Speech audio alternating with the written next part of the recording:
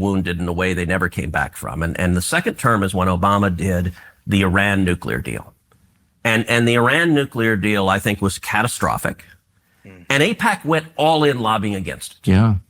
And they failed. And I was the leading opponent of the Iran nuclear deal. Oh, I know. They definitely failed, yes. They failed. And what happened, the Obama White House told every Democrat, when I got here, there used to be real bipartisan support for Israel. That has largely disappeared.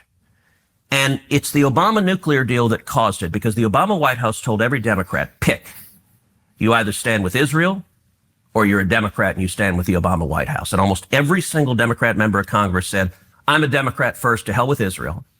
And then I watched as AIPAC, every one of those Democrats got reelected and AIPAC did nothing about it. And it dramatically reduced AIPAC's influence. I agree. I watched it happen. And by the way, I told AIPAC, I said, look, to be honest, all these extremists who are also anti-Israel, it kind of works for AIPAC. It's like they have somebody to point to and be like, look, you don't want to be like them that's calling for the destruction and dismantlement of Israel. Look at these extremists over here who want our death. This is why you should be with us. That's what I always say. It's probably not, you guys with that, but Dan Bilzerian attitude towards Israel, you might want to pull back a little bit, because you're kind of helping them out by being such extremists on Israel. And maybe we should pull back a little bit. I get that may be what you want, but maybe that's not the rhetoric you should go with.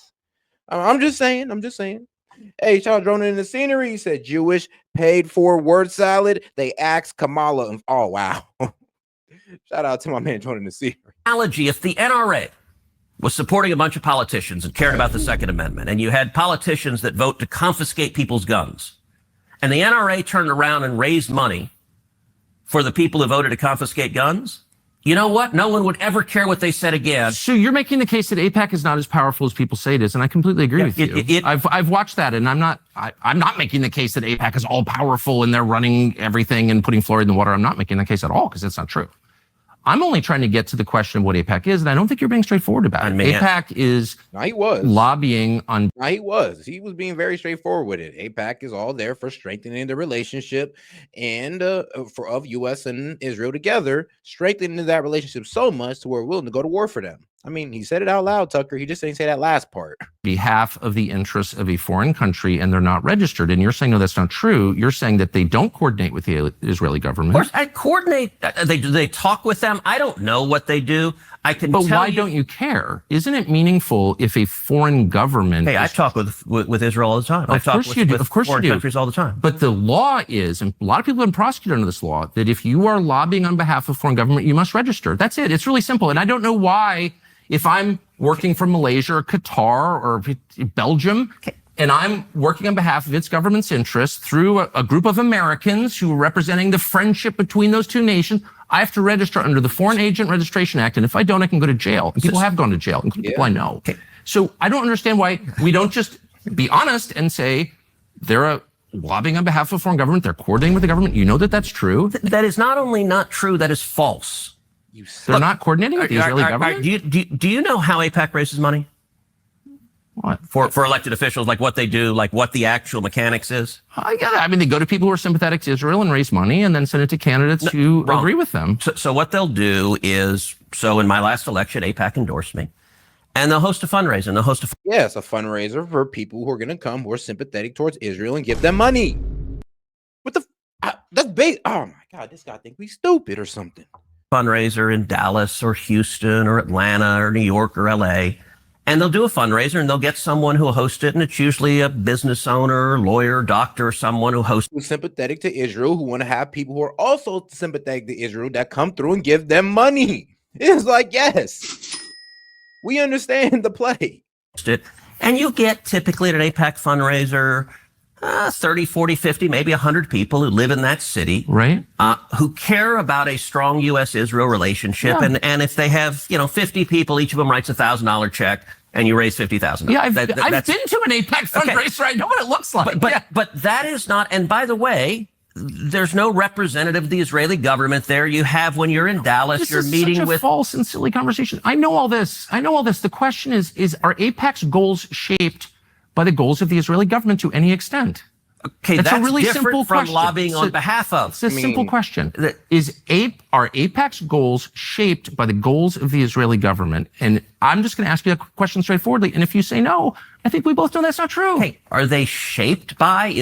Are they coordinating with the Israeli government? Are they talking to with them? represent Yes. the Is Israeli Israel government? directing them? You want to talk about FARA, the law on lobbying on behalf of someone? Yeah. And shout out to my man Jonah in the scenery, says Ted is bought just like this super chat. And god damn, man, shout out to all supporters, man. Appreciate you guys. I mean, yeah, $1.8 million bought. So whew. It is, I hire you and you lobby on behalf of me. I direct you. Does Israel direct AIPAC? No, they are not lobbying on behalf of them. Do they care about them? Yes, but do you think that it's just interesting because what you're now describing in a very defensive way, I will say, is foreign influence over our politics. No. And you began, and it's so transparently obvious to everybody. I don't know why you would be embarrassed of it. You've said that you are sincerely for Israel. I believe you. I don't think you have some weird agenda. You seem to be sincere. By the way, Tucker, it's a very weird thing. Bro. The obsession with Israel. When we're talking about foreign countries, it's hardly an obsession. You're not talking about Chinese. You're not talking about Japanese. You're not talking about the Brits. You're not talking about the French. The question, what about the Jews? What about the Jews? Oh, I'm an anti-Semite now. I mean, it's kind of crazy when they say, well, why don't you talk about these guys? I'm like, well, no, why we don't talk about these guys? Because we're not funding them. We're not funding them. They're not in our Congress trying to persuade everybody to go to war for them. So, yeah, I'm sorry, but these guys are not as hands-on as Israel is. I mean, I feel like that should be pretty easy to understand if you're being honest with the argument. I mean, like, you want to know what the difference is between all those guys, Japan and all of them that he just named? That they're not as hands-on as Israel is. That's the point. Senator, you're asking the question, Tucker. You're asking, why are the Jews controlling our foreign policy? Senator, that's what you just asked. Hardly saying that. And I have That is exactly what you just said. Well, actually, I can speak for myself and tell you what I am saying. Good. On behalf not simply of myself, but on my many Jewish friends who would have the same questions, which is to what extent, and it's interesting you're trying to derail my questions by calling me an anti-Semite, which you are. I did not. Of course you are. And rather than be honorable enough to say it right to my face, you are in a sleazy feline way implying it, or just asking questions about the Jews. I'm not asking questions about the Jews. There's nothing to do with Jews or Judaism. It has to. I'm crying. Bro said a sleazy feline way. I'm like, oh, wow. Okay, then. Yeah, he got offended by that one. I got to go back on that. It was hilarious. You are in a sleazy feline way implying it, or just asking questions about the Jews. I'm not asking questions about the Jews. There's nothing to do with Jews or Judaism. It has to do with the foreign government. Isn't Israel controlling our foreign policy? That's not about the Jews. You said, I'm asking you. And by the way, you're the one that just called me, I think, a sleazy feline. So let's be clear. It's sleazy to imply that Hey, shout out Willing. You be like set for third party leader. Hey, man, shout out. You know what? Why not? At this point, it does seem like we need to throw away the Republicans because they wouldn't be warmongers, and, well, the right because they want to be dildo lovers. And we're not agreeing with both sides. So it sounds like we need to come in the middle here and just, figure out our own party here. Because, yeah, the right and the left is kind of acting out of order. And here's the thing. We thought MAGA could sit over here and chill on the right, and we can get them to be no war. But I guess we were a bit off on that one. Because the warmongers are still out to play and they're still hold high power in the government. Let's be honest. It's not MAGA who's really in the government. It's the neoconservatives and neoliberals as well. I'm an anti-Semite, which you just did. No, I just said, why is that the only question you're asking? You answer it. Give me another reason. If you're not an anti-Semite, give me another reason why the obsession is Israel. I am in no sense obsessed with Israel. We are on the brink of war with Iran. And so these are valid questions. But you're not asking about Iran or the Ayatollah. If I can finish. You asked me why I'm obsessed with Israel. Yep. 3 minutes after telling me that when you first ran for Congress, you elucidated. And shout out to my man, Hellbat. He says, who thinks Japan will strike? I have doubts. Man, I mean, wait, just Japan strike who? China? Because, I mean, that's probably the only people they actually have real beef with. I mean, and that's only if China is actually going to go into Taiwan, because everybody, everybody's been fear-mongering. I didn't even say fear-mongering. It does seem like China is preparing for something right now. Not even going to lie. One of your main goals, which is to defend Israel. Yes. And I'm the one who's obsessed with Israel. I don't see a lawmaker's job as defending the interests of a foreign government, period. Okay. Any government, including the ones that my ancestors come from. So that's my position. That does not make me an anti-Semite. And shame on you for suggesting otherwise. And I mean that. And that's low, and it's low. So why don't you just answer my questions I'll in a answer any straightforward, question you'd rational like. way? You certainly have the IQ to do it. So Shame on you is cute, by the way, Tucker. it is. It's not cute. I'm offended. I'm obsessed with the Jews. You just told me You that just called me a ran sleazy feline. Just for asking questions about Israel, and that's the problem. It's like that's what you guys do. It's like the normal playbook that you guys run by. If we had to ask too much questions about Israel, you start trying to say, "Oh, well, why do you care about the Jews?" And I'm just like, bro, we didn't even mention the Jews. We're talking about Israel, the government of Israel. Let's keep leaving on Bibi Netanyahu and his cabinet. And if you take it outside that, you're being dishonest. It is sleazy to imply that I'm an anti-Semite for asking questions about how my government is You want to run. count how many questions you asked about? What about the Jews? What about Israel? What about I AIPAC? never asked about the Jews. This has nothing to do with the Jews, whatever that means. This has to do with a foreign government. And once again, shame on you for conflating the two. They have nothing to do with each other. I'm talking about the influence Israel of and Jews have nothing to do with each other? All Jews, or an attack on all Jews, which I am not, nor would I ever be undertaking now. I'm not attacking anybody. By the way, that's who Iran wants to kill, is all the Jews and all the Americans. And I'm totally opposed to that, okay? But now, because Except you don't want to do anything about it. decisions need to be made. We can talk about those decisions. And I plan to. Good.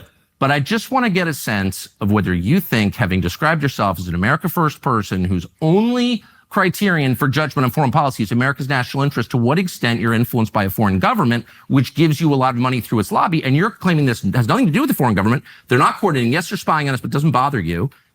And I'm sort of wondering, like, what is this? This is one of the weirdest conversations I've ever had. I'll tell you what, and I'll answer any question you like, but let's try to... Are you going to call me an anti-Semite again or no? Let's try to ratchet down the temperature a little. You're the one who went to motive. I'm asking honest questions. I'm just asking. You're the one who said, the Jews, you're trying to talk about the Jews, Tucker. And I'm like, bro, come on.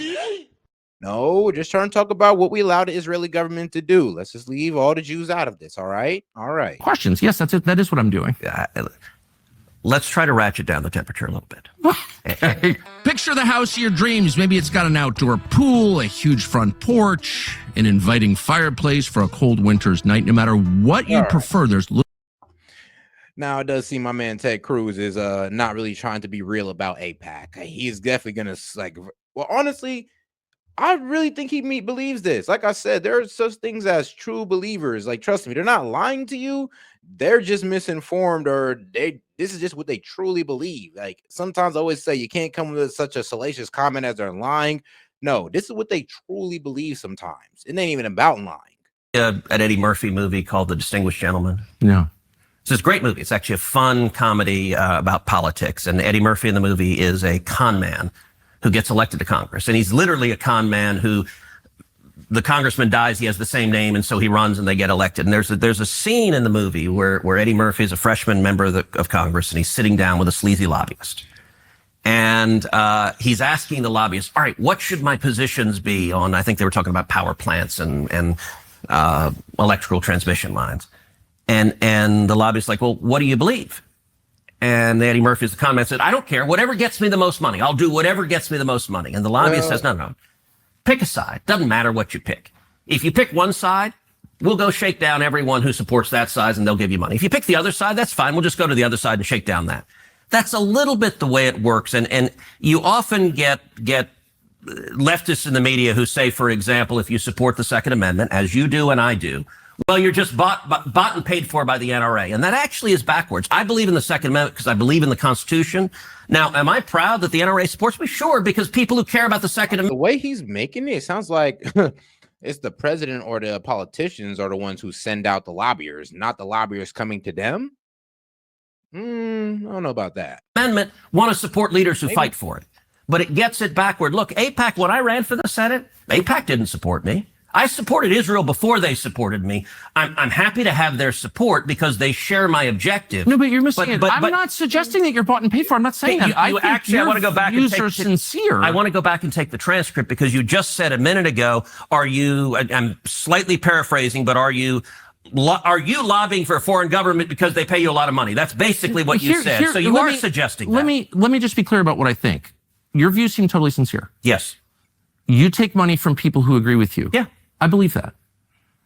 I take money from people who disagree with me. I'm only trying to get to the question of to what extent is the U.S. government influenced by other governments? And it's a lot. Of and course, it's hardly just Israel. It's hardly just Israel. I don't think Israel's the main one. There are lots of governments. China is a massive influence on this city. And it's, I mean, shoot, there's bro, since the tariff war, bro, we've had hella China propaganda that'll pop up in here. We have Americans pretty much shaking pom-poms for the Chinese Communist Party, and it's actually hilarious. I'm like, wow, you're literally cheerleading for China.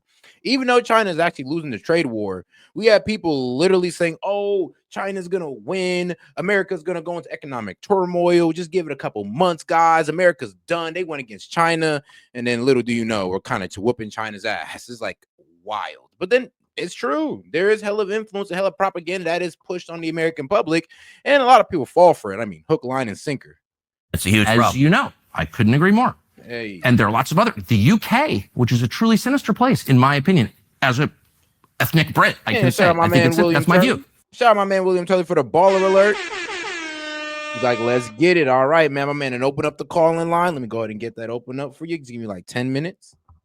Maybe you disagree. I think they're on the wrong path. I love Whatever, the Brits, without even getting, but their government is without is even gone getting off the into that. rails. I'm just saying I don't think Israel's the only one, but it's the only one where you're instantly called an anti-Semite for asking questions, and it's also the only government that no one will ever criticize.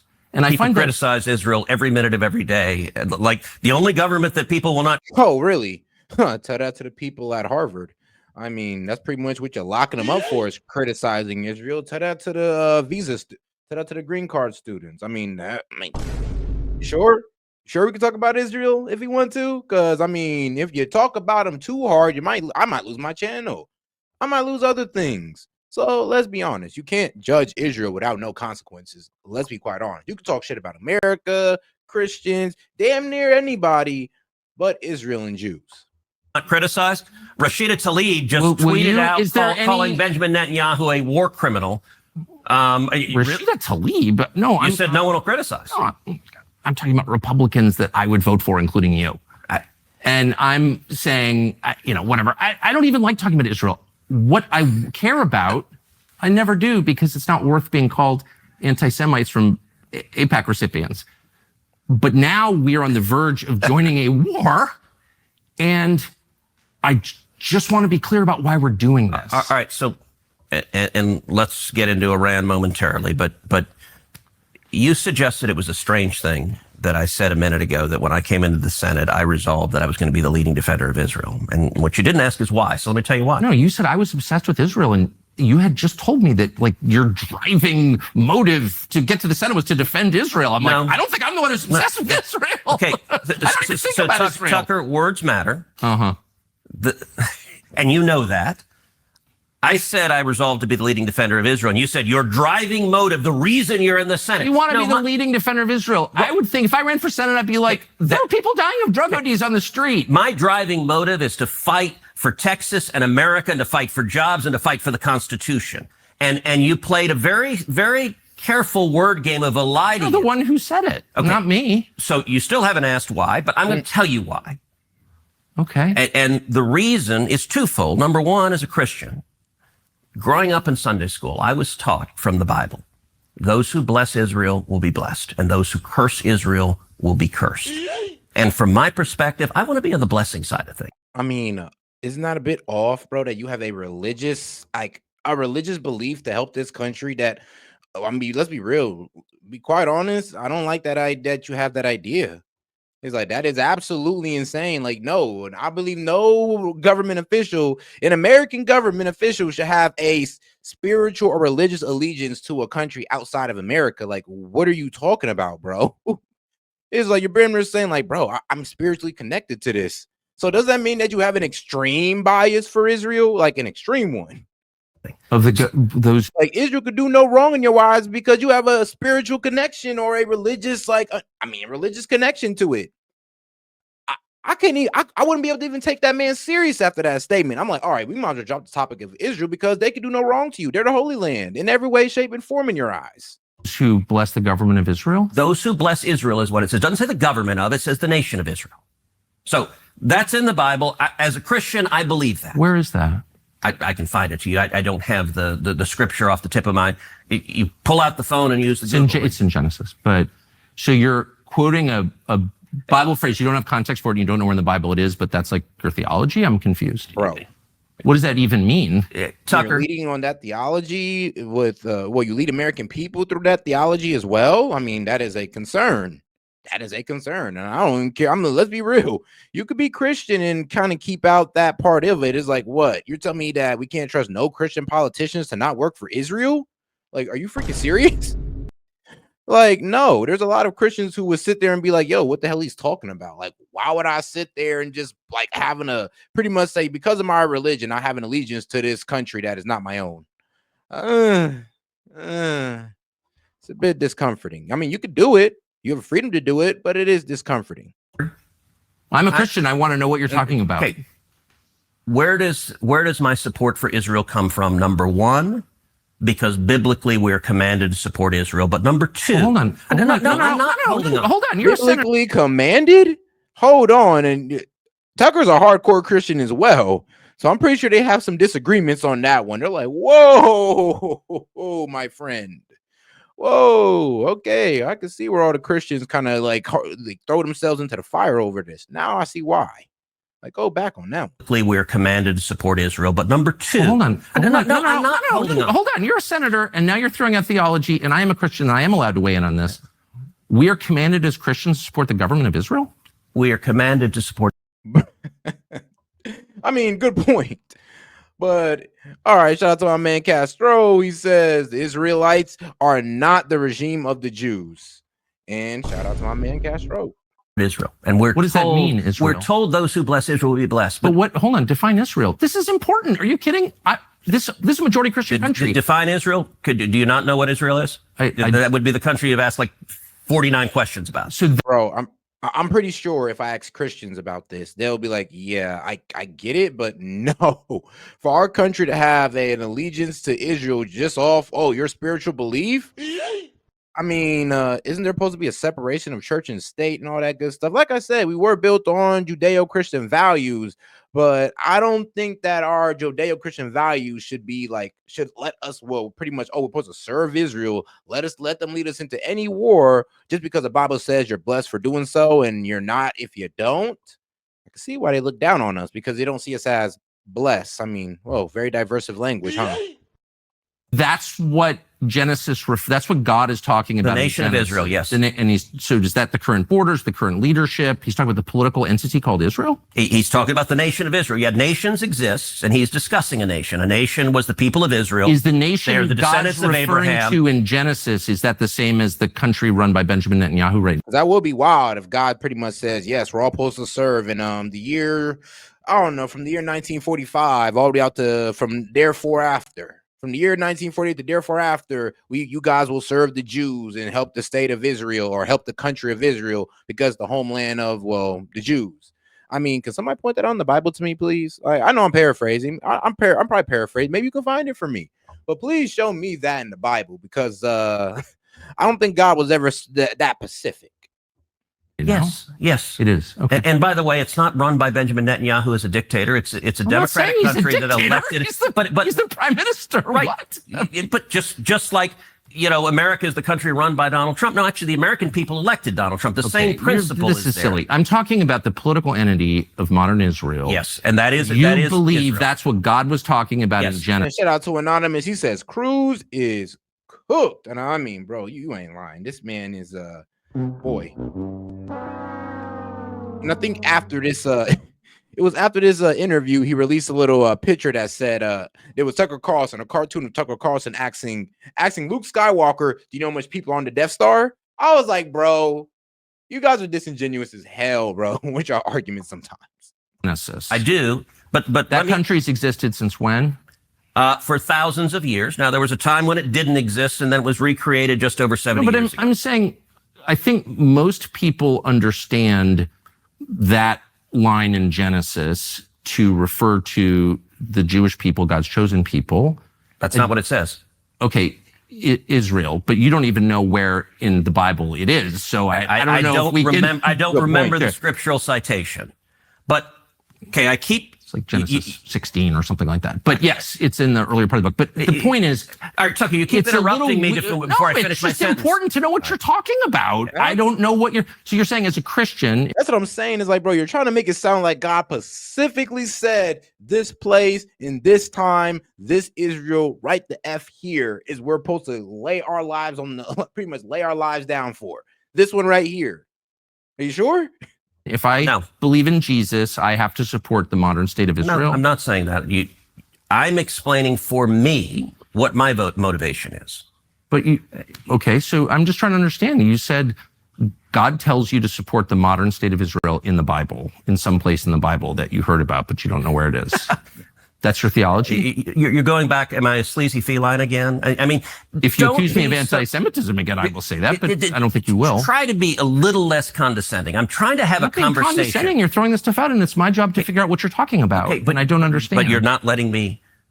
Okay. I'm sorry. I want to be polite. That is for me a personal motivation, but I also, what I was about to say, I don't believe my personal faith, not everyone who I represent is a Christian. It's not an argument for me to give that we should do this because of my faith. And so as an elected official, I don't give that as the reason we should support Israel. And I'm glad you don't, my friend, and I'm glad you don't. That is a personal motivation for me, but I don't think it is the reason we should. The reason that I am the leading defender of Israel is because Israel is our strongest ally in the Middle East, an incredibly troubled part of the world, and supporting Israel benefits America. And the clearest illustration of that is what is happening right now. Let me just make this point, and then, I mean, it's really hard to sit there after you just said, "Oh, I have a religious belief that we're supposed to protect Israel," and you're acting it out in your everyday life. It's a bit hard to say that you're separated from it, my friend. It's a bit hard. Just ask what you mean. That's it. Okay. Yeah. Look. Iran, I think the most acute national security threat facing America right now. I'm crying. Shout out to this man, Hellbad. Like, there once was a guy so black that the difference between him and midnight was 11:59. There once was a man so white, you find a low beam flashlight and he would reflect back brighter. You're welcome. Hey, shout out. That was hilarious. Ah, man. Hey, at least you hit both sides. Is the threat of a nuclear Iran. I think China is the biggest long-term threat, but acute and near-term is a nuclear Iran. Okay. And I think Israel is doing a massive favor to America right now by trying to take out Iran's nuclear capacity. And the reason I view Iran differently, we talked before about Iraq. I opposed the Iraq war. We talked about Syria. I opposed military intervention in Syria. The reason for that is those did not pose a threat to the United States. I think Iran is markedly different. Number one, the Ayatollah is a religious zealot. He is a lunatic, but a particularly dangerous kind of lunatic because he's driven by religious fervor. When he says death to America and death to Israel, I believe him. And I think Iran is trying to get a nuclear weapon because there is a very real possibility they would use a nuclear weapon. So you want to ask, how does supporting Israel benefit us? Right now, this tiny little country, the size of the state of New Jersey, is fighting our enemies for us and taking out their top military. I know they started it, so I'm glad they're winning, but they did start it. Leadership and trying to take out their nuclear capacity. That makes America much safer. So the president has said repeatedly, Iran. I mean, here's the thing. I mean, hey, yo, if they pull it off, you're right. You're right. And if we don't get involved, even better. But 9 times out of 10, I'm not sure. And I'm gonna be real with you, for what I've been hearing on both sides. It kind of seems like you guys are going tit for tat, and there's a huge amount of damage on both sides. So it's hard to sit here and say that Israel's just completely whooping their ass. Cannot have a nuclear weapon, right? Yes. And he will do whatever it takes to stop Iran from getting a nuclear weapon. He said that like 100 times. He clearly means it. I think he will use force to effect that if he feels he has to. I think he's been really clear about that. I don't know, but it seems that way. Do you feel that? Do you think that's correct? Whether he would use force to stop a nuclear weapon, I think he has put that option on the table. He certainly suggested. I mean, I have literally no idea what's going to happen, but just reading his. He said the most racist AI jokes are funny. Prove me wrong. Statements. Or you said I make the most racist AI jokes or racist jokes. Prove me wrong. He's made that really clear. So what he has been very clear about, and I spoke with the president on Sunday, is he has been very clear to Iran that if they attack U.S. servicemen and women, Of there course, will be real that goes without consequences saying. and I think very serious military By the way, this is a sidebar, but I just can't resist. The Prime Minister of Israel said that Iran tried to assassinate Donald Trump twice. Yeah, I read your newsletter this morning, and But do you believe that's true? again, I think it was sort of a word game. What is true is Iran is trying to assassinate Donald J. Trump, and they have hired hitmen. Now, you pointed out... No, he said that they have tried twice to kill him, and I don't know that, I don't have any evidence that's true, but I sort of wonder if that is true. Why aren't we at war with them already? Okay. And I read your newsletter this morning, and I thought it was playing word games to draw a political point. How's that a word game? It's my president. And Can I tell you? Yeah, please. Okay. You rightly pointed out there's no evidence that this clown in Butler, Pennsylvania, who shot the president was working for the Iranians. I don't think he was. There's no evidence of that. Although I would like to know more about who he was and what's going on. But I don't find it plausible that he was working for the Iranians. So was that caused by the Iranians? No. But what is true, and what your newsletter didn't acknowledge, is it true or false that Iran is currently trying to murder Donald J. Trump and has paid hitmen to do so?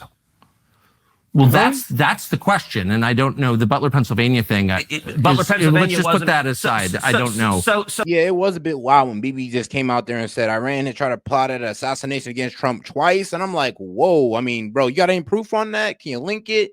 Got some files that we should know about, because they ain't told us nothing. We don't know nothing about Thomas Crooks, and we know a little bit about that man Ryan Routh, but that's it. That's it. The only thing we know about him, he was just pro-Israel. Thomas Crooks wiped clean. So the fact that that man came out and said something like that, I was like, yeah, bro, I mean, real with you, you shouldn't be saying that, because you can't prove it, because our government can't even prove it. But all right, guys, as I take a quick little break, shout out to my man Matt Gaetz. He went and broke this down. You know, when I hear this man, I'm just like, bro, why couldn't you just been the attorney general, bro? I feel like he wouldn't have been here. I see why they was going so hard against you. But all right, let's go.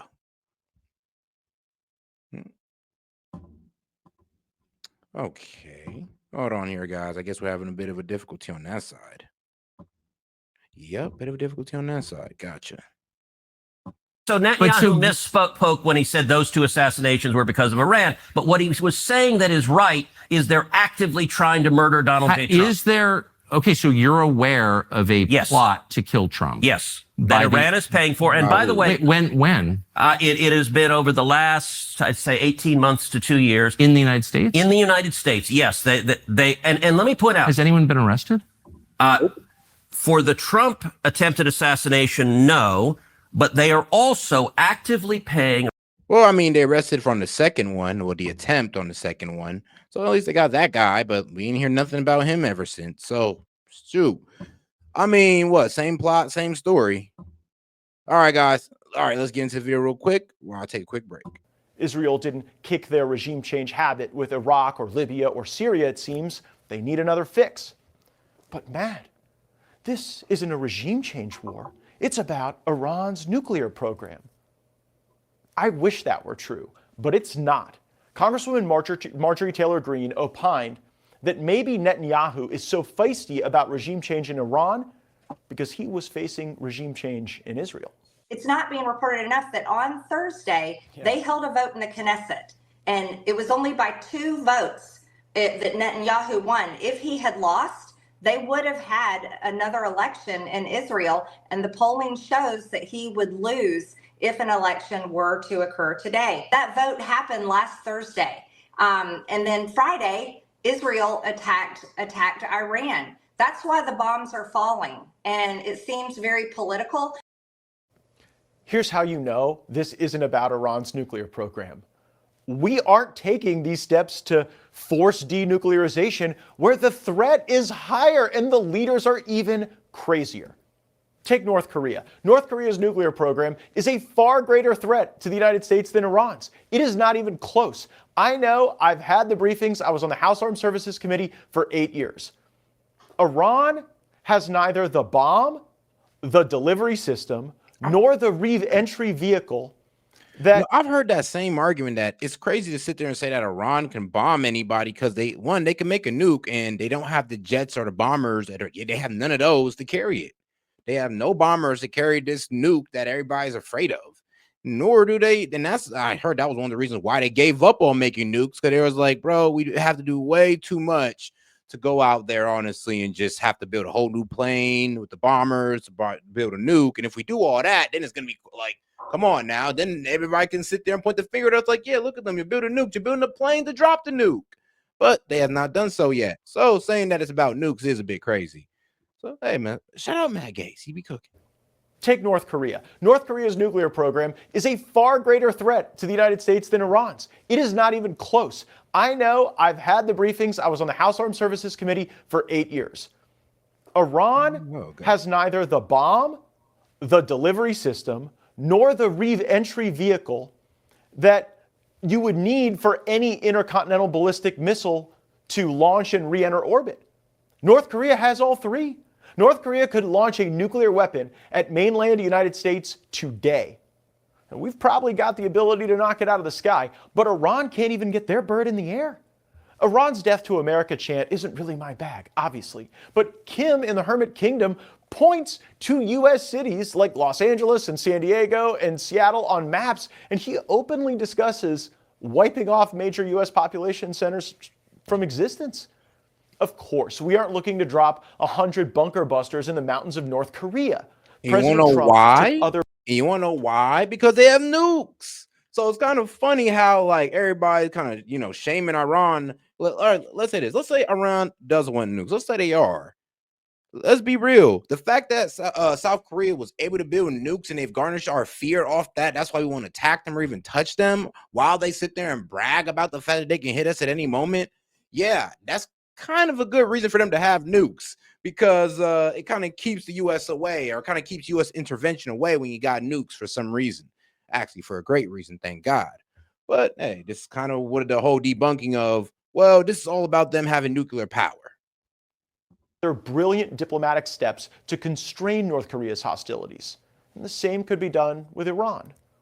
But Matt, Iran has kicked out IAEA inspectors. There could be portions of their nuclear program that are secret. A nuclear secret in the Middle East. How about it? If the world is interested in a secret nuclear program in the Middle East, there is a country that won't allow any international inspectors. Israel. Ooh, I mean, he ain't lying. And shout out to my man Green Bean. He's like, this is the year of peak internet content. I mean, for real. It's getting crazy out here. Israel has a nuclear weapon. Did you know that? I do. They allow no inspections. They are fully secretive and clandestine about it. And the Americans are fully aware. You know what? I don't even blame Israel for this. If they want to develop a nuclear weapon, if they had the blessing to do so secretly, I'm not in judgment of that. But to drag the world into a regime change war over secret nuclear weapons, when you have secret nuclear weapons, is a bit hypocritical. President Trump is the kind of guy who never gives up on a deal. Throughout his life, he's probably made deals and made lots of money on them, even when others walked away or didn't see value in a transaction. So here's a deal. How about Iran and Israel both give up their secret nuclear weapon programs? Ooh, I love that. If Trump got that deal, he wouldn't only get the Nobel Peace Prize, they'd probably name it the Trump Peace Prize forevermore. And it's not that crazy to think about Israel denuclearizing. Oh, God. I mean, yeah, if we got them both to denuclearize, everything would be cool.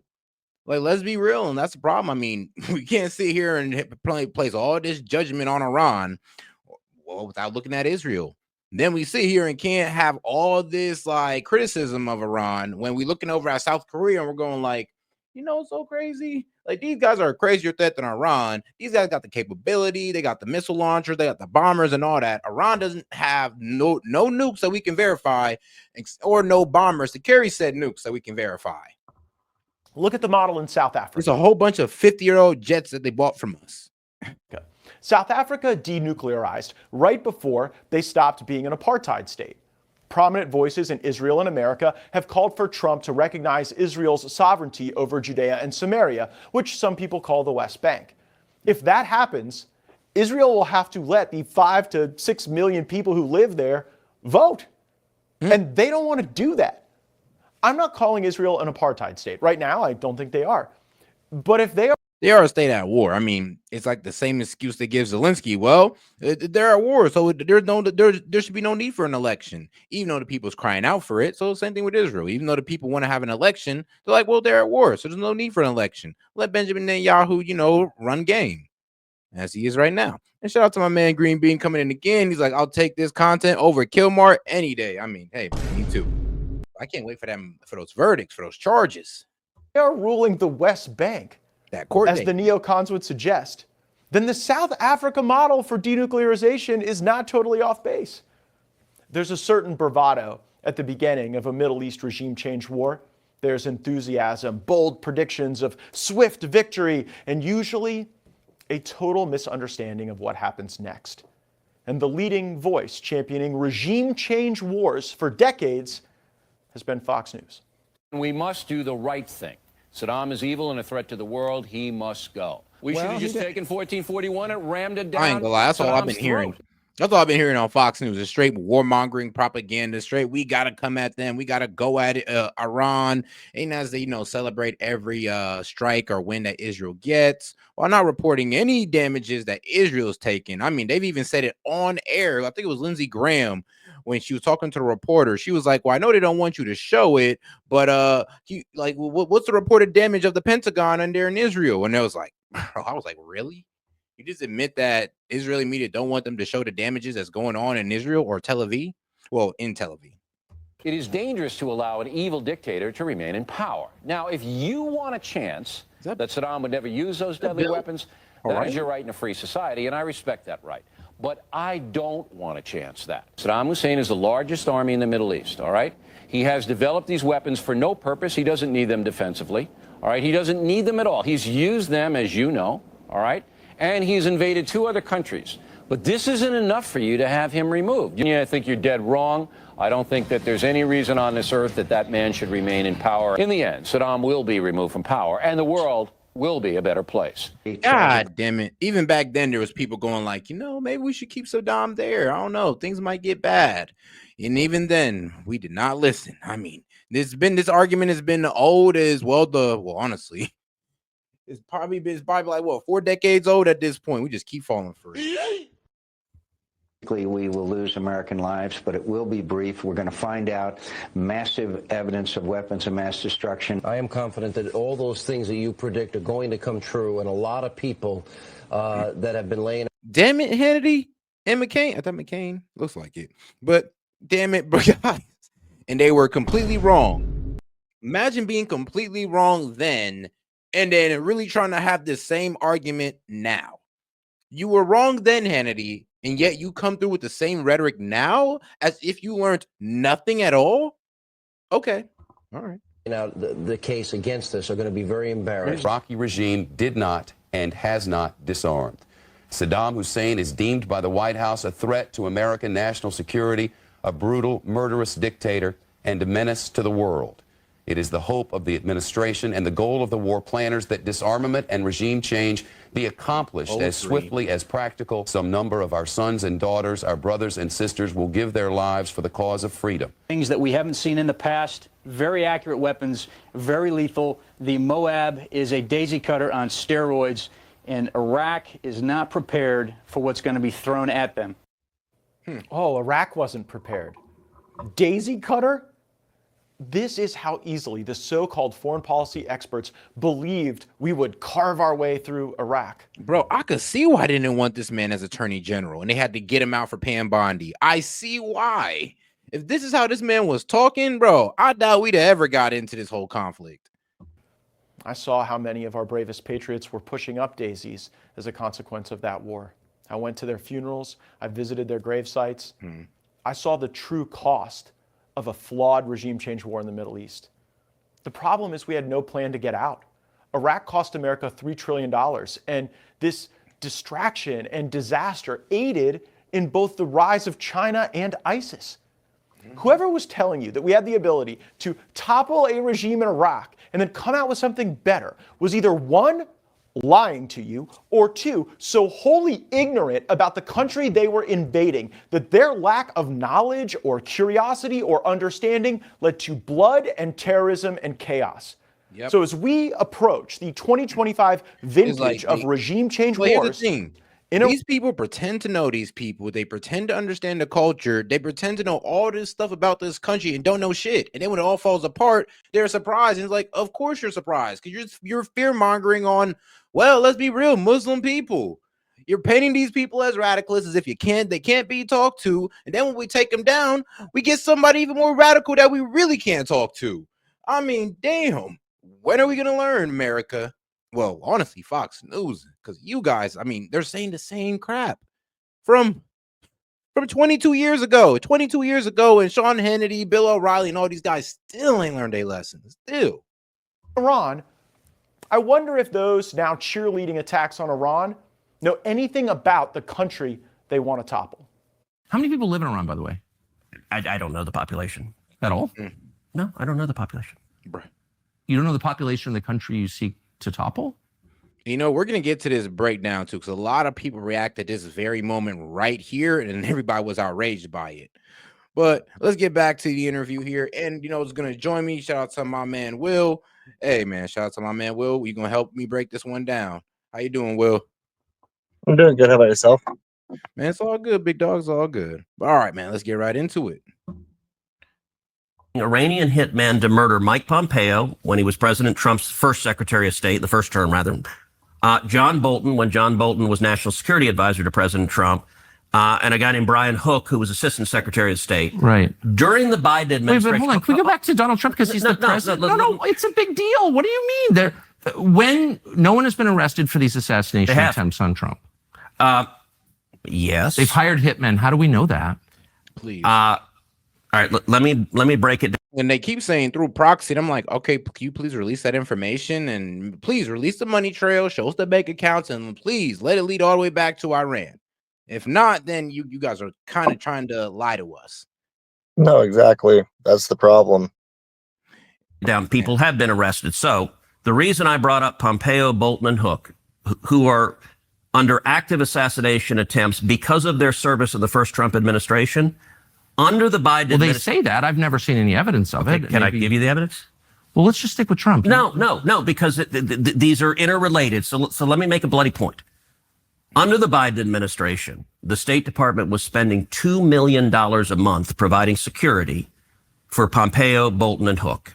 And they did arrest Iranian hitmen at John Bolton's apartment complex who rented, I think, the apartment next to him and were actively trying to assassinate him. And they went and arrested them. So, yes, they caught Iranian hitmen. Now, it so happens Iran's not very good at it. And so they are actively trying. And in fact, but what about Trump? He's the president. If there's a plot to kill Trump by the Iranians. Okay, so you dispute that the Iranians are trying to kill Trump? Of course. I mean, that's the most important question. The prime minister of Israel just said there have been 2 assassination attempts against Donald Trump by the Iranians. And I think it's a very fair. He lost that battle. Oh, say that again. Oh, I was saying, I think that at that point when he turned around and tried to turn it back on him, he was realizing that he was just spewing information, not with facts. Exactly. And I mean, it's just a bad argument that he's leaning on at this point. I don't know. It's like I said, I agree with Ted Cruz on a lot of things, but like when it comes to this whole, like, oh yeah, we need to support Israel. We need to go ahead and fund this. I mean, I just don't get it. I just don't get it with this man at a certain point. And I'm glad not Israel, but I'm glad Tucker sat him down and had this conversation because no, really. I'm just with you on that agreement. It's okay. We can support Israel, but we can support him from afar. No, we don't have to get involved.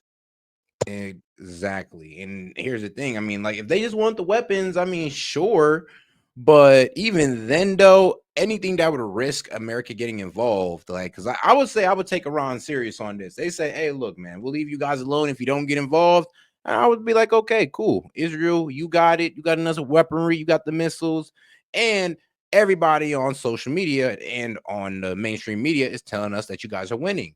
So they shouldn't need no support. But I'm over here hearing that Israel can't wait for Americans to come in. And I'm like, hold on. I thought y'all had it. Question, maybe you disagree, to ask, what are you talking about? Okay. And I agree with you that he misspoke. So there weren't those 2 attempts? There were 2 attempts, but the clown in Butler, Pennsylvania, and the other guy on the golf course were not connected to the Iranians. That's the part that he misspoke. But by the way, when you speak all the time, occasionally what he said that was accurate is that Iran is actively trying to murder Donald J. Trump and has paid hitmen. Okay, but okay, that's fine. And he was conflating it with the 2 attempts. I understand. But I just want to pull that thread because it's so important. I voted for Donald Trump. I campaigned for Donald Trump. Yeah. He's our president. And we're on the cusp of a war. So if Iran, I'll give Bibi some grace. He didn't conflate anything, to be quite honest with you. He just said there's been 2 attempts on this man's life, and we all just jumped to that conclusion that he was talking about Thomas Crook and Ryan Rove. So he didn't really conflate anything. He just said, period, point blank, there's been 2 attempts on the president's life by Iran, and we were just like, whoa, what? By who? Is like, are you talking about these 2, or is it a different 2? What's going on here? There's evidence that Iran paid hit. Oh, yeah, what's up? Well, I was gonna say there's also many attempts at things of terrestrial attacks on the U.S. soil that most of us don't even hear about. So I mean, he could be onto something because a lot of the information doesn't get let out, which I don't understand why. Whatever, but it's still, if you're gonna try and tie it to people, like. That's where Ted went wrong, is he's trying to tie it in that, oh, it was those 2 attempts. Well, it wasn't Iranians that were doing that. I mean, facts. But no, here's the thing, though. This is what I don't like about this war right now is that we're seeing all the strikes on Tehran and all that good stuff, but we're not hearing about we've only heard about maybe like 1 strike in Israel. And actually, but then when you go ahead and dig deeper, there's been multiple strikes in Israel that they're just not reporting on. And I'm a bit weary on that because I'm just like, you don't want to blindside the people now. You're over here telling them that Israel's winning, they got this and that, and then maybe like 2 weeks later, they're going like Israel has to have complete surrender to Iran. We're just like, whoa, what? No, exactly. That's where it's like, if only they would broadcast the true information of what's going on. And it's like, okay, if you really needed us to get involved, which don't get me wrong, Israel has a very strong defense. They do have a defense that most people don't realize. And everybody wants to discredit because the Iron Dome failed. Well, it was never tested really before. Yeah, I mean, it's doing its job. It's just the problem is it can't protect everything. And that, bro, they're using the same strategy that Hamas did, except with more sophisticated weapons. Exactly. And that's yeah. They're the size of like New Mexico or California compared to like the U.S. as a whole. Exactly. So you've got a lot less land and you're a lot easier to target compared to somebody that's got massive lands. Yeah, now there's been dishonest reporting when they said, oh, Israel hides behind its citizens. And I'm like, come on now, that's just unfair to say. Reason why I said that is because, well, like, bro, it's such a condensed place. It's like, yeah, the Pentagon, people live around the Pentagon. People live around Mossad headquarters. People live around the rockets that shoot off from the Iron Dome. They live around that. It's like, what do you expect when you have such small space? Exactly. I was like hiding behind it. I'm like, come on now, don't do that to them. Meant to kill Donald Trump and is currently doing that. Where's that? Like, what are you even talking? I've never heard that before. Okay. Where's the evidence? Who are these people? Why haven't they been arrested? Why are we not at war with Iran? That's a great question to ask. How do you know that that's true? We know that it's true because we have been told that by the military and our intelligence community for the last 2 years. We meaning who? Congress has, and the public. I mean, we had multiple testimonies. I can send you testimony. Do we know the names of the people or where this happened or what they tried to do to kill Trump? We do not. We have not apprehended an Iranian hitman trying to kill him. We know that Iran is trying to do so. In the United States? Yes. And by the way, like Iran... This just seems like a huge headline, and you're acting like everyone knows this. I didn't know that. Iran put out a whole video about murdering Trump. Right, but I've never heard evidence that there are hitmen in the United States. I mean, trying to kill Trump right now, we should have a nationwide dragnet on this, and we should attack Iran immediately if that's true. Right now. Don't you think? No. If they're trying to assassinate our president? They have been for 2. And that's what I'm saying. It's like, that's how you kind of know it's a lie. Cause I'm like, bro, where's the severity? Like, where's the seriousness here? Like, they're trying to take out our leader, bro. I'm gonna be real with you. I feel like Tucker's animosity. I'm like, yo, if that's the case, then yeah, blow them up. Take out the leader right now. And just take out the leader alone. Because if they're trying to come for our head, well, why not just decapitate them right now? Like, I get it. And the fact that they're not taking that action kind of lets me know that, all right, well, you may not believe it. I don't think you guys believe it as much as y'all say y'all do. Because, or else you'd be acting on it. It's kind of like the whole Europe and Russia thing. Oh, Russia's about to take us over. Russia's going to take us over. Then why are you just depending on like little bro Ukraine instead of just stepping in yourselves? Since y'all got some skin in the game too, because it's not that serious. You really don't believe that. 2 years. Then They why are aren't we enemies. at war with them? Well, oh, you said want to say something?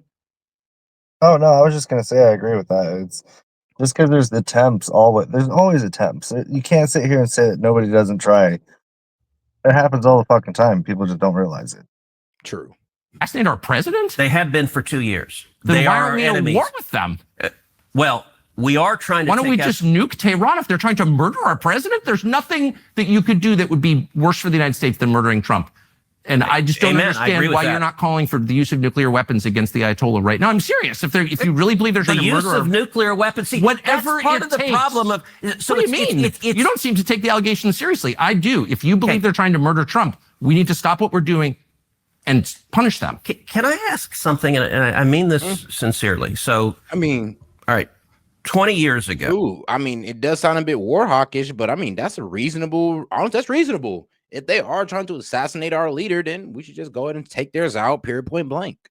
Oh, you were, I think it's fair to say, in the interventionist world, you were a vocal, Big time. You Big were time. a vocal defender of the Iraq War. I was a promoter of the Iraq War. No evidence. And you now, and look, I think you were mistaken. I think you were mistaken. That's okay. Look, people change and learn, and that's part of the journey of being human.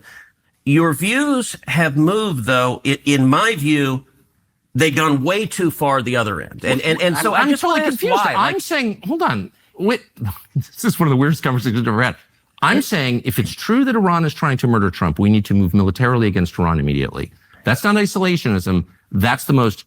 That's a cult of violence, which I am calling for. If we believe that Iran is trying to murder our president, we need to strike Iran. Okay, but isolationists say things like, well, then just nuke them, which is what you just said, which is kind of a weird... Because I'm upset, because I'm taking you seriously. You don't take your own statements seriously. Exactly. And that's the point I was getting to, too. Is like, bro, if I'm taking you at face value, if I was to take your word seriously, I'm thinking, yo, yeah, we need to take out Iran. But if you're kind of like not on my level, I'm going like, whoa, bro, then are you serious about what you're telling me? Because if this is what you're telling me, then you need to be on my level. Then we need to take them out, right? It's like, nah, bro, it's not that serious, but they are trying to take out our president. Are you sure? Are you sure?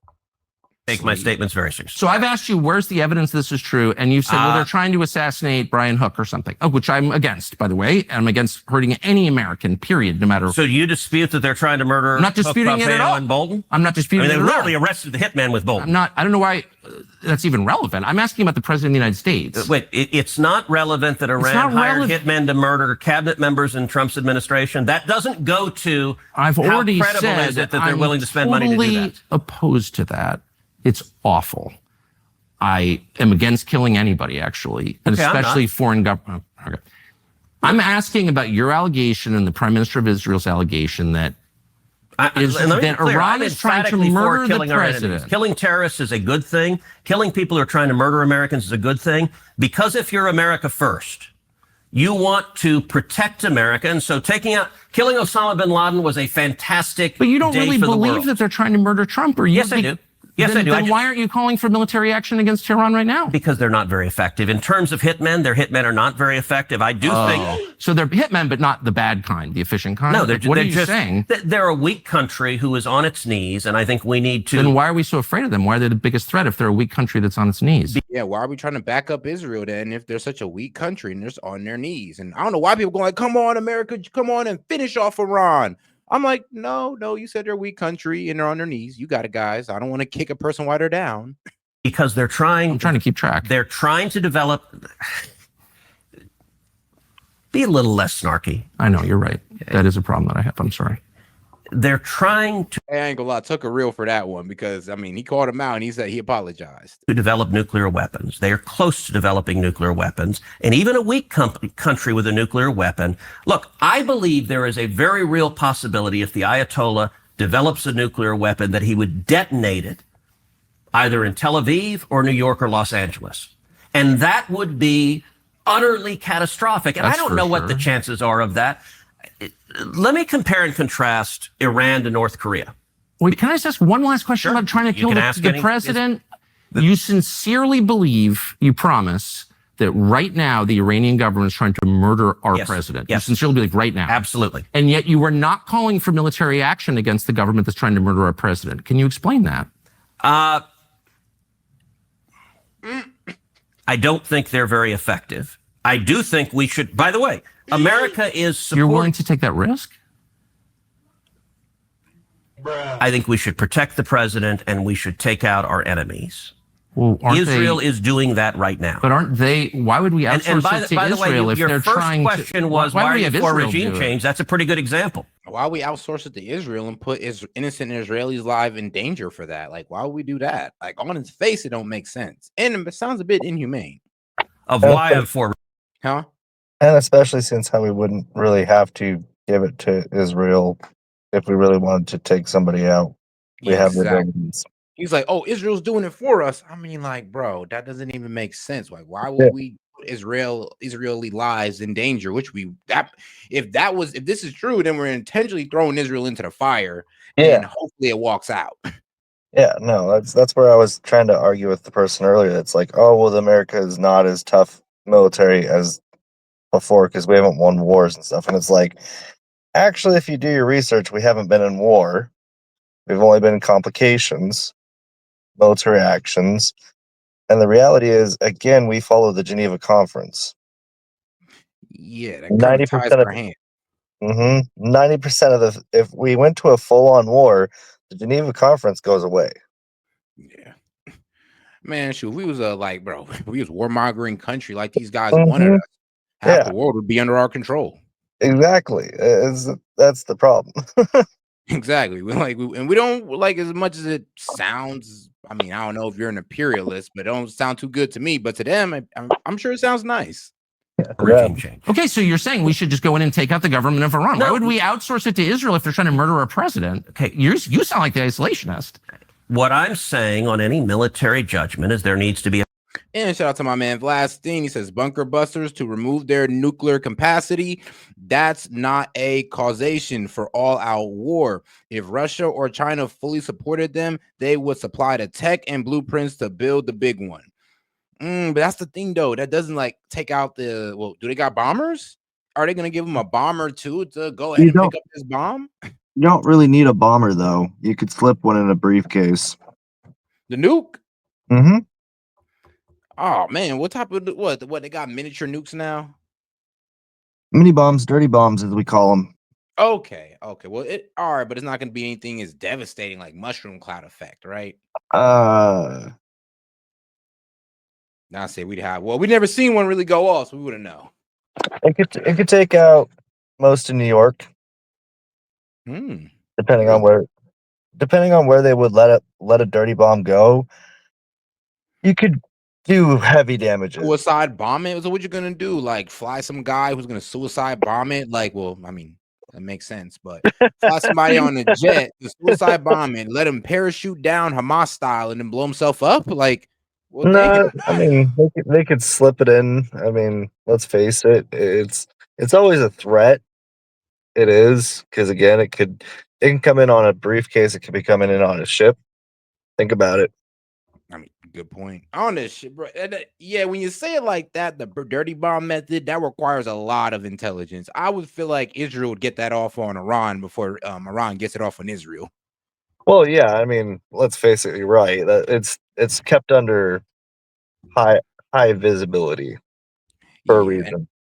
Actually, it's crazy. I actually do have video of Iran. I mean, yeah, Iran. I think their police force discovered the Mossad secret base. I forgot where it was, but it was some secret underground base that they were just running through, and they were just like, "Yeah, this is where Mossad was coming through to get information in Iran." I was like, "Damn, it was a whole secret underground tunnel." Like, when did you get have to crawl through? Yep. Right. A cost-benefit analysis of what are the risks versus what are the benefits. In this instance, I think it is enormously in America's interest to do what Israel is doing right now, take out Iran's senior military leadership and take out their nuclear capacity. that is benefiting America, and it is a good risk reward. I would oppose invading Iran and putting boots on the ground to topple the government. If the risk got severe enough, I would support that, but I think the relative risk is not severe enough to justify that step at this time. What I would absolutely oppose under any circumstances is invading Iran and then staying and trying to turn them into a democracy. And part of where Iraq really went off the rails is not only did we topple someone who was fighting radical Islamic terrorists, who was a bad guy, but then we tried the vision of interventionists. It actually overlaps with the vision of a lot of Democrats. Let's go promote democracy in the world. I agree. And it is our military's job to kill the bad guys, to defend America. It's not their job to defend international norms. It's not their job. So I have zero desire for. Yeah, but when we destroy international norms or to like really topple a lot of these regimes, would throw the whole country into dysfunction, that ends up backfiring on us eventually. So let's be real, man. This has never really worked out for us. The U.S. military to turn Iran into Switzerland. Look, would it be nice if they suddenly became Switzerland? Sure. If I could wave a magic wand, great. But I'm not going to send your kids or my kids to be in front of guns to go make that happen. Well, bless you for that. I think that is the lesson that I learned from Iraq. I promoted that war. Apparently, unlike you, I was dumber. And shout out to my man Giovanni George. He sent a floating heart, which was 10 jewels. Hey, appreciate the support, my man. I think that you just articulated the main lesson of it, which is it's hard to do that, and we're not good at it. But I will, and so we are agreeing on that. I will say, as a corollary, vehemently agreeing, as a corollary, that doesn't mean that horrible evil dictators are okay. And going back to Reagan and the Cold War, we have lots of weapons.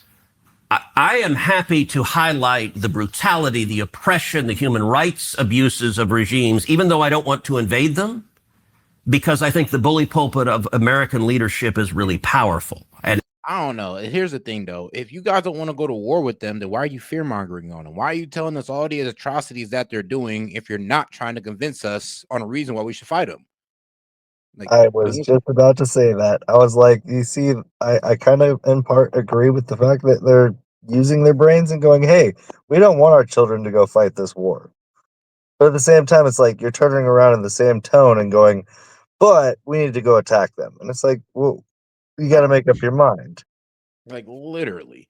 Like, you just can't say, I want to go fight this war, but let me tell you all the reasons why we need to go fight this war. It's like, bro, really? Like, well, yeah. And it's like, okay, I get it. One supported the Iraq war, one didn't, but both realized that we didn't need to get involved in Iraq in the first place. We didn't, and we shouldn't have. So why would you want to try and repeat history and try and get involved in this one? And that's a wild thing. All of them admit that Iraq was a mistake. They all admit it. But here we are with Iran, and they're all just spouting the same ish. The same ish shit that they was talking last time is they're still talking now. And it's like, so you didn't sit there and wallow for at least a good 19 to 18 years and be like, you know what? I was wrong about Iraq. But here's the thing. They say it. But a lot of people, it's like only Tucker is the one who's actually acting it out. Exactly. And I think dictatorships are terrified. So I've spent 13 years in the Senate. One of the things I do frequently is highlight dissidents in Iran and North Korea and China. In Venezuela, people are being tortured. Miriam Ibrahim in Sudan, who was sentenced to 100 lashes and then to be killed for the crime of being a Christian. And I repeatedly went to the Senate floor and shined a light on the government of Sudan. It was corrupt. It was evil. I practically begged Barack Obama, say her name. Ultimately, I felt that way with the J6 prisoners. Yeah. Look, yes. Look, there is power to speaking out. And ultimately, Obama never did say her name. He would not say her name. Ultimately, there was enough international condemnation. The government of Sudan let her go. And so she was not executed. And I met her. So she had a 2-year-old son, Martin, and she gave birth to a little girl named Maya. And she was in leg irons in prison waiting for the death sentence. They were not going to kill her until she gave birth. And they told her, we will not kill you if you will renounce Jesus. And she refused. And I met her. She was in D.C. speaking at a conference after she was released, obviously. And I asked her, she's a tiny woman, very small woman. I asked her, I said, when you were in that prison cell with your kids, how did you have the strength not to just give in to despair? I mean, I've never been threatened with murder unless I renounce my faith. And she just said to me with a real peacefulness, she said, Jesus was with me. And thankfully you and I have not faced. I ain't gonna lie. I do respect people who stand on their faith like that. Like, bro, she easily could have just said, okay, just to live and go back and carry her cross again. But she's like, nah, not even for fake, I'm gonna do it. I will die standing on Jesus. And I'm like, okay, that's respectable. That is respectable right there. I remember it was one of these leftist guys that pretty much was trying to say, well, whoa, you wouldn't lie to save your life? You wouldn't lie to save your life? And I'm like, well, if you truly believe in it, no, you won't. No, you won't. You'll sit there and die on it. Face that circumstance. But I do think there is a responsibility. There's still time. There is, and I hope we don't. And actually, I'll use another example. John McCain, who you and I disagreed with on a lot of issues. I respected and admired him for his service and time as a prisoner of war. I think his policies I disagreed with vehemently and fought against them. But the man fought for America, and he was thrown in prison, and he was tortured by Vietnam, and he was given the opportunity to be released early. And he turned it down because he thought it would be dishonorable to leave before his fellow servicemen and women. And when I first got here... There were no women there, but yeah. Okay, man, you're right. When I first got here, McCain hated my guts, and he actually referred to me and Rand as wacko birds. I remember. I have up on the shelf, I have a baseball cap that a grassroots supporter gave me with a picture of Daffy Duck and labeled wacko birds, which I liked and laughed when. But when he did that, I went to the Senate floor and I gave a speech praising John McCain. And it was taking out Iran's military leadership, taking out their nuclear capability. And I'll point out, look, if you look the first term, I am hard-pressed to think of a single foreign policy decision Donald Trump made the first term that I disagree with. And that's not entirely accidental, because I spent a lot of time the first term in the Oval Office with him. And what happened in the first term often is you would have in the administration, you had interventionists in the administration, you had isolationists. And they disagreed. They would fight within the administration. And often what it would give is an opportunity for me to come in and say, hey, there's a middle path here that President Trump agreed with frequently. And it's worth noting, in the first term, he most assuredly was not an isolationist. Look, he took out General Soleimani, which I emphatically agree with. And in fact, I introduced a resolution that we voted on the Senate floor commending him for taking out General Soleimani, who was the leader of the IRGC and who was responsible for killing over 600 American servicemen and women. When Trump came in, ISIS had a caliphate that had grown up under Obama that was about the size of the state of Indiana. And Trump came in and utterly decimated them. He killed the terrorists, took away their caliphate, and defeated them. And he also took out Baghdadi, the head of ISIS. I mean, those are not the actions of an isolationist, but at the same time... I don't even know what isolationist is. It's just a slur designed to control... I mean, I've never been an isolationist. I don't even know what that means. Okay, Rand Paul is my colleague. Rand is an isolationist. Okay, and Tucker, you've become one, and I don't mean it as a slur. No, I'll be real with you. We just don't want war. And if that means we're isolationists, then I mean, that's a mischaracterization of what the word isolationist means. Because we're not saying that we shouldn't get involved no matter what. A real isolationist, we'd be like, bro, we don't even care if NATO gets attacked. We don't care if none of our allies gets attacked. We're not getting involved. That's isolationist. Actually, if we were real isolationist, we'd cut all of our allegiances right the hell now. I mean, or these guys would be speaking for that if they was real isolationist, because they wouldn't believe in America being connected with any country in any alliance in any way, shape, or form.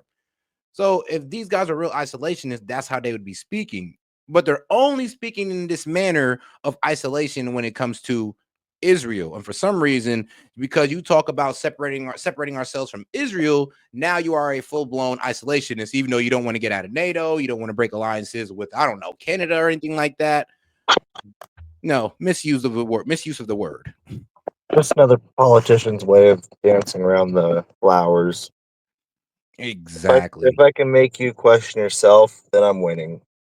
Yeah, exactly. Wait, am I an isolationist? It's like, do I not want to get into no conflicts? It's like, come on now.